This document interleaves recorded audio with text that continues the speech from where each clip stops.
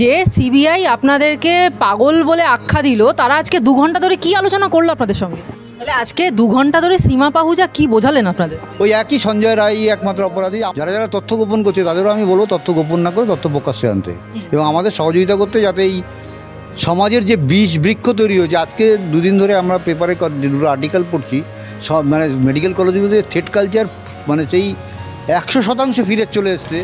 সুতরাং তারপরেও সিবিআই যদি সেই ক্রাইম সিন নিয়ে বসে থাকে, আমাদের কিচ্ছু করার নেই। সেখানে আদালতের ভরসায় যা আদালত কি ডিসিশন দেবে। আমরা আজকে সিবিআইকে এটাও বলেছি, ওরা বলছে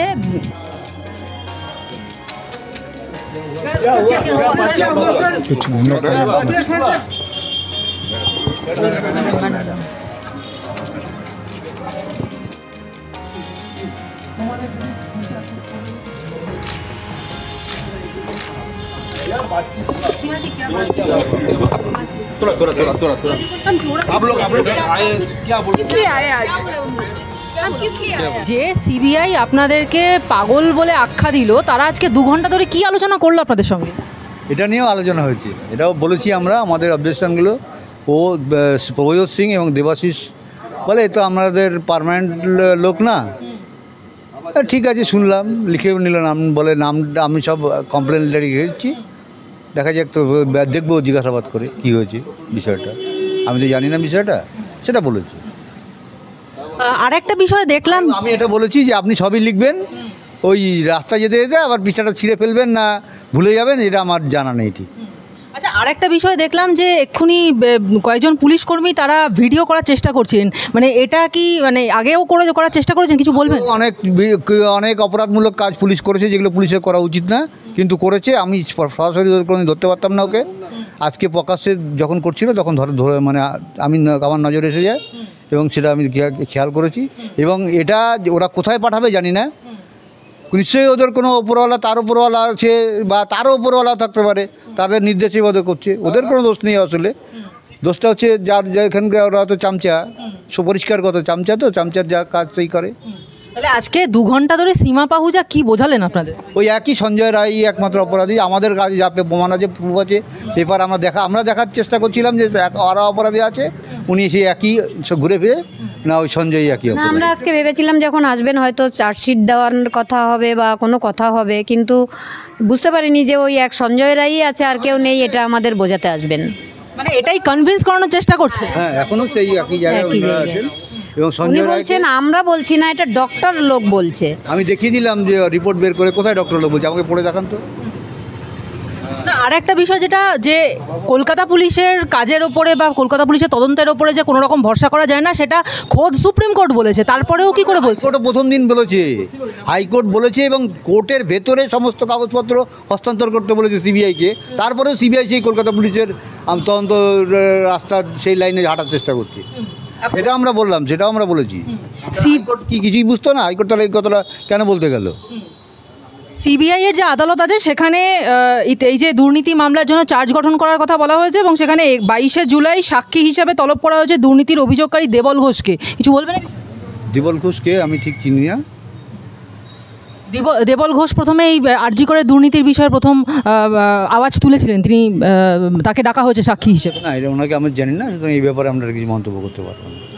বলছি, আমাদের একটা ইন্টারভিউতে প্রাক্তন সিবিআই কর্তা উপেন বিশ্বাস তিনি বলেছিলেন যে কোনো একজন ডাক্তার, তার নাম করেননি, কিন্তু তিনি বলেছেন যে সমস্ত যে ঘটনা ঘটেছে তার মূল মাথা ওখানেই রয়েছে। তো তার সঙ্গে কি আপনাদের কথা হয়েছে? এখানে একটা কথা বলবো, এখানে একটা কথা সবাইকে জানা উচিত, যারা এই তথ্য গোপন করে এটাও কিন্তু একটা ধরনের অপরাধ। এই উপেন বিশ্বাস বলুন, আরও 2-3 জন আছে যারা তথ্য সমস্ত কিছু জানে কিন্তু গোপন করছে, এটা অপরাধ হিসাবে। কিন্তু কিভাবে অপরাধ হিসাবে দেখব বা কী ব্যাপার, এটা পরবর্তীকালে আমরা, এখন তো আদালতের লড়াইটা চলছে, পরবর্তীকালে আমরা এটা বিষয়টাও দেখতে হবে আমাদের। কারণ এটা একটা, সত্যি কথা বলে, তথ্য গোপন করাটাও একটা অপরাধ। যারা যারা তথ্য গোপন করছে তাদেরও আমি বলবো তথ্য গোপন না করে তথ্য প্রকাশ্যে আনতে এবং আমাদের সহযোগিতা করতে, যাতে এই সমাজের যে বিষ বৃক্ষ তৈরি হয়েছে। আজকে দুদিন ধরে আমরা পেপারে দুটো আর্টিকেল পড়ছি, সব মানে মেডিকেল কলেজগুলোতে থ্রেড কালচার মানে সেই 100% ফিরে চলে এসছে। এটা এই যে সিবিআইকেও বললাম আমি, আপনারা যে আমার মেয়ে তদন্ত করে আপনি 10 জনকে কনভিক্ট করেন আর 25 জনকে কনভিক্ট করেন, আমার কিচ্ছু আসে যাবে না। কিন্তু এই যে থ্রেট কালচার সেটা নির্মূল হতো আমার মেয়ের তদন্ত যদি করতেন, কিন্তু সেটা আপনারা করছেন না। দেখুন থ্রেট কালচার দিন দিন বাড়ছেই, সেটা আমরা সিবিআইকে বলেছি, কিন্তু এটা আপনারা মনে করবেন না। আমরা মেয়ের বিচার আনবই এবং এই থ্রেট কালচারের মূল শিকড় আমরা উপড়ে ফেলবই। সিএফএসএল রিপোর্টে বলা রয়েছে যে ক্রাইম সিন অল্টার্ড হয়েছে এবং আপনারাও কিন্তু সিএফএসএল রিপোর্ট নয়, সলিসিটর জেনারেল সুপ্রিম কোর্টে দাঁড়িয়ে সওয়াল করার সময় নিজে বলেছেন যে ক্রাইম সিন ইজ অল্টার্ড। সুতরাং তারপরেও সিবিআই যদি সেই ক্রাইম সিন নিয়ে বসে থাকে আমাদের কিচ্ছু করার নেই, সেখানে আদালতের ভরসায় যা আদালত কি ডিসিশন দেবে আদালত ডিসিশন দেবে। এখন সিবিআই যাকে বোঝাতে চাইছে যে অপরাধী এই মানে সঞ্জয় রায়, সে কিন্তু অলরেডি হাইকোর্টে আপিল করেছে যে তাকে নির্দোষ মানে প্রমাণিত করে তাকে ছেড়ে দেওয়া হোক।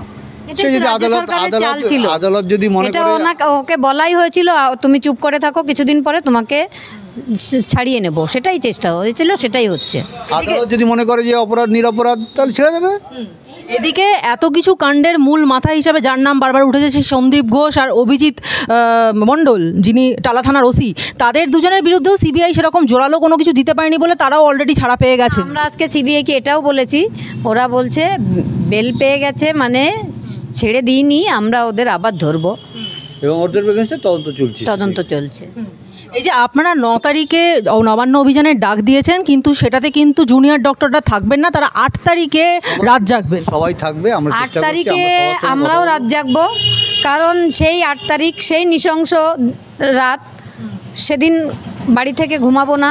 ওরা আমাদের বলেনি, কিন্তু আমরা ওদের সাথে থাকবো এবং আমরাও চাইবো সমস্ত জনগণ, সমস্ত দেশে বিদেশে সেই যেমন 9 তারিখ গর্জে উঠেছিল তেমন যেন আবার গর্জে ওঠে, সবাই যেন আমাদের সঙ্গে পা মেলায়।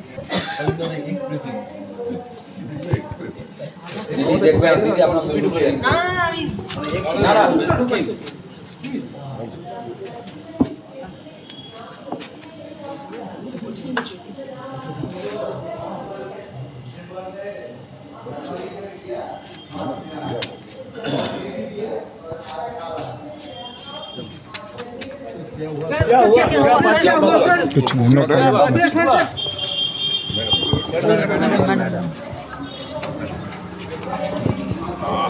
सीमा जी, सीमा जी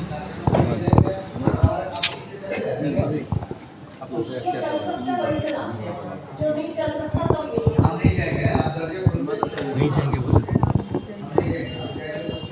एक दोगड़ा दो ना सामने ऑलरेडी बोल थोड़ा अपना माता सीमा जी कुछ तो बोल रहे हैं। सीमा जी हाँ थोड़ा कुछ बताइए ना। चलिए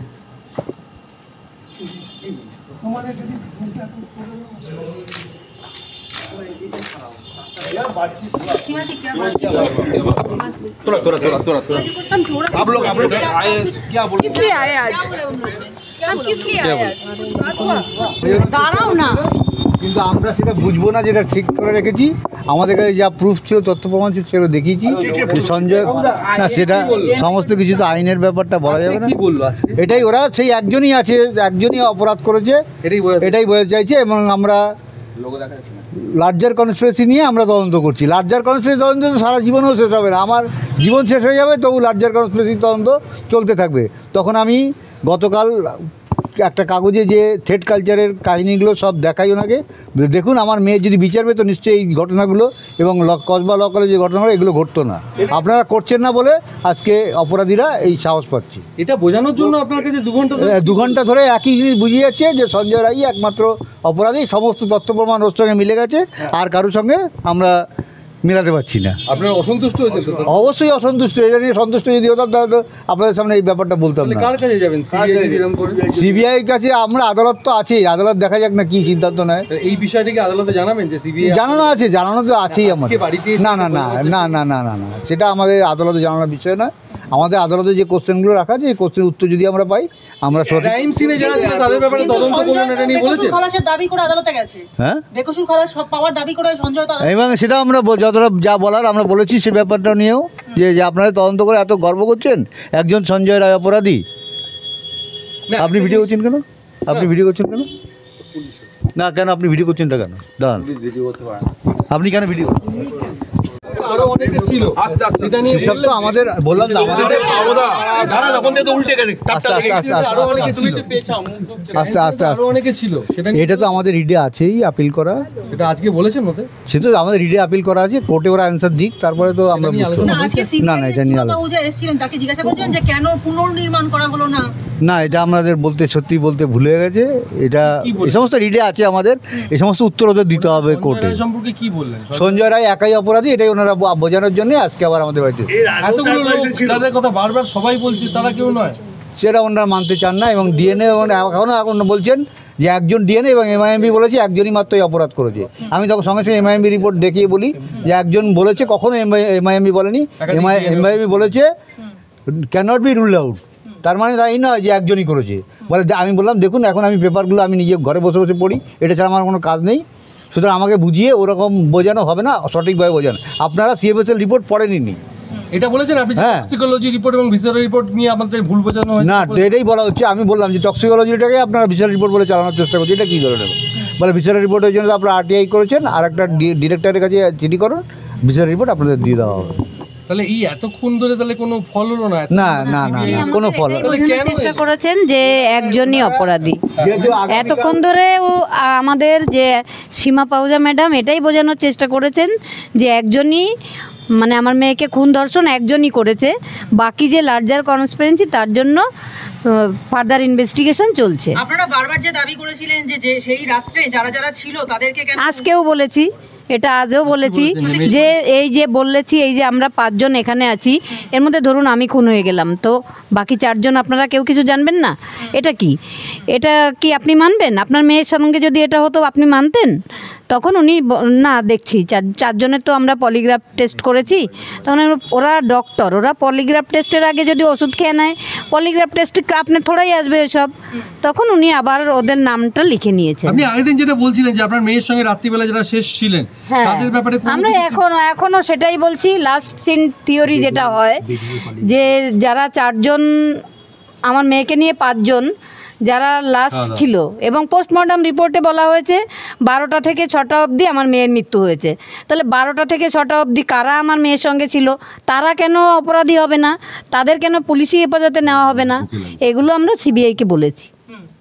তো কি হলো আজকে? তাহলে এতদিন পরে সিবিআই এই সমস্ত কিছুই ফল হয়নি কিছুই।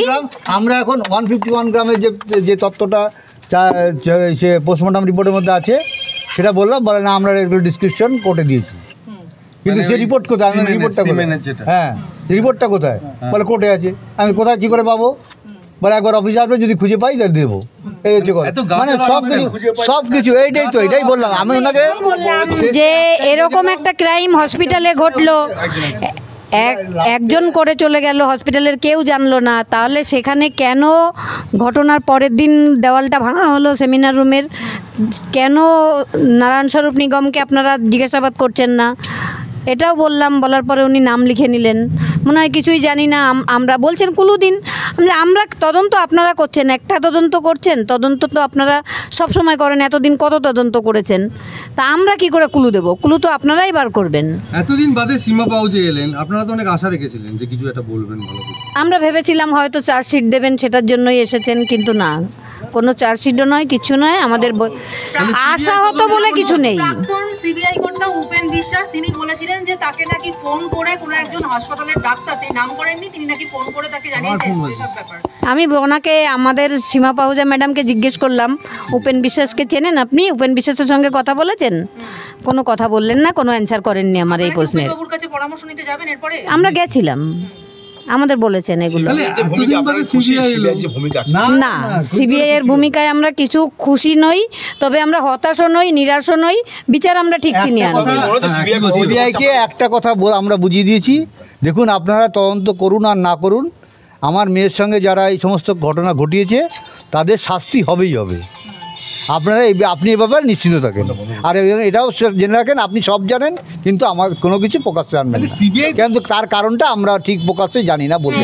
সর্বোচ্চ ইনভেস্টিগেটিভ এজেন্সি, হ্যাঁ, এরা সব জানে। আন্দোলন আপনাদের কোথায় যাবে বিচার? তাহলে কোথায় বিচার হবে? আমরা যে দেশে থাকি সেই দেশের যা সিস্টেম আমাদের বাধ্য হয়ে মানতে হচ্ছে। হ্যাঁ, তাহলে কি এবার কারা আপনার- তদন্ত তাহলে কি করবে? আপনার এটা মনে হচ্ছে যে রাজ্যের সরকারের সঙ্গে কোনোভাবে সিবিআই যুক্ত হয়ে গেছে? আমরা বলেছি আপনার পুলিশের উপর এই যে পুলিশের ওপর ভরসা করে তদন্ত এগোচ্ছেন, কোনোদিন তদন্ত সঠিকভাবে বললেন, করতে তখন পারে। কি বললেন? হ্যাঁ বলেছি, কি বলে বলছেন? পুলিশ তো প্রথমে তদন্ত করে যে এর উপর তো ভরসা করতে হয়। আমি তো আচ্ছা তাহলে যাই করুন, তাহলে আর আপনি তদন্ত ছেড়ে দিন। ওনারা বললেন হ্যাঁ তদন্তে হ্যাঁ করতে চাই। হ্যাঁ, সিবিআই এবং বলছে এটা কোর্টে দাঁড়িয়ে ওনারা স্বীকার করেছেন যে পুলিশের তদন্ত ঠিক ছিল, ভালো পুলিশ কাজ ঠিক করেছে। কাজ করেছে। তাহলে এটা কি ধরনের দ্বিচারিতা? যেখানে যেখানে এটা নয়, এটা হচ্ছে ম্যানেজমেন্ট ম্যানেজ হয়েছে কোথাও, সেটা আমরা এখন প্রকাশ্যে বুঝতে পারছি না, আস্তে আস্তে বুঝতে পারবো। কি স্বরাষ্ট্র দপ্তরকে আপনারা নালিশ করবেন? সিবিআই তো এরপরে? কাকে নালিশ করবো? কাউকে নালিশ করার কোনো জায়গা না, নেই। যেখানে সুপ্রিম কোর্টের পক্ষ থেকেও বলা হয়েছে যে মানে কলকাতা পুলিশের তদন্ত কোনো ওয়ার্থলেস তদন্ত, সেখানে সিবিআই সেটাকে মান্যতা দিয়ে দিল কি করে? জানি না, এইসব ব্যাপারে আমাদের আদালতেই সব কোশ্চেন আছে, আদালতেই আমরা জিজ্ঞেস করবো আমাদের এই আমি কোশ্চেন উত্তর এটাও যদি পাই। বলেছি ল কলেজে যে মেয়েটা ভিকটিম ছিল তাকে 3 জন মিলে 8 ঘন্টা ধরে অত্যাচার করেও সে কিন্তু বেঁচে আছে। তাহলে সঞ্জয় রায় কিভাবে 23 মিনিটের মধ্যে আমার মেয়েকে একা মেরে ফেললো? কোনো অ্যান্সার নেই সিবিআই এর কাছে। যেই দুজন বিদেশে চলে গেছে তাদের কোনো না, না, এইসব নিয়ে সিবিআই কোনো কথাই বলছে বলে না। সঞ্জয় রায় তো কোর্টে মনে হয় যদি ভালো লয়ার দেয় তো ও সাজা বেল হয়ে যাবে, ও ছাড়া পেয়ে সিবিআই যাবে। যেভাবে তদন্ত করেছে এটা একদম ছেলে খেলা করেছে। বলছেন সিবিআই সিবিআই যেভাবে তদন্ত করেছে একটা ছেলে খেলা করেছে। একটা বাচ্চা ছেলে যেরকম তদন্ত করে, একটা মাইক্রোবায়োলজির স্টুডেন্ট যে প্রথম 1 বছর কি 2 বছর পড়ছে, সেও ওই ডিএনএ মানে অ্যানালিসিস করে কজনের মধ্যে আছে বলে দিতে পারবে, কিন্তু সিবিআই বলতে পারবে না। তার মানে কি সিবিআই ওই সমস্ত রিপোর্ট দেখেইনি। এরপর ওরা কি সঞ্জয়কে, পদক্ষেপ কি আপনাদের? আমাদের পদক্ষেপ যেটা আদালত আছে এখন আদালতেই চলবে। বাড়িতে এসে তারপরে কিন্তু সিবিআই কথা বলেছিল, তাহলে এখানে প্রমাণিত হলো কি? সিবিআই আরও মানে পুলিশ চেয়েছিলেন আরও 4 দিন রেখে যেটুকু বাকি যা আছে সমস্ত শেষ করে তবে সিবিআইকে দেবো, কিন্তু সেটা উনি পারেননি, সেটা দুঃখ পেয়েছেন উনি। না, মুখ্যমন্ত্রী সাধারণত সিবিআই চায় না, কিন্তু আপনার বাড়িতে এসে আপনার মেয়ে ওটা হচ্ছে ওনার সম্বন্ধে কোনো বক্তব্য বলতে সত্যি ঘেন্না করে। উনি হচ্ছেন ওটা নাটক, ওটা মিথ্যাবাদী একটা লোক, মহিলা, ওনার সামনে কোনো মন্তব্য করবে না। খুনের দেখো, পরের দিন আপনারা তো যেই ক্রাইম সিনে যেতে চেয়েছিলেন, কিন্তু এখন তো আদালত সেটা খারিজ করে দিল, কিন্তু আপনারা তো বলেছেন যে ক্রাইম সিন চেঞ্জ করা হয়েছে। সে তো আমরা কেন, সিবিআই এর যিনি সলিসিটর জেনারেল সুপ্রিম কোর্টে দাঁড়িয়ে জজের সামনে বলেছেন ক্রাইম সিজ ইজ অল্টার, তার মানে কি ক্রাইম সিজ পরিবর্তিত হয়েছে। যেই দুজন বিদেশে পালিয়ে গেল তাদের তো এরকম সম্বন্ধে সিবিআই বলে আমাদের কাছে এরকম কোনো তথ্য নেই। কোনো তথ্যই রাখে না সিবিআই।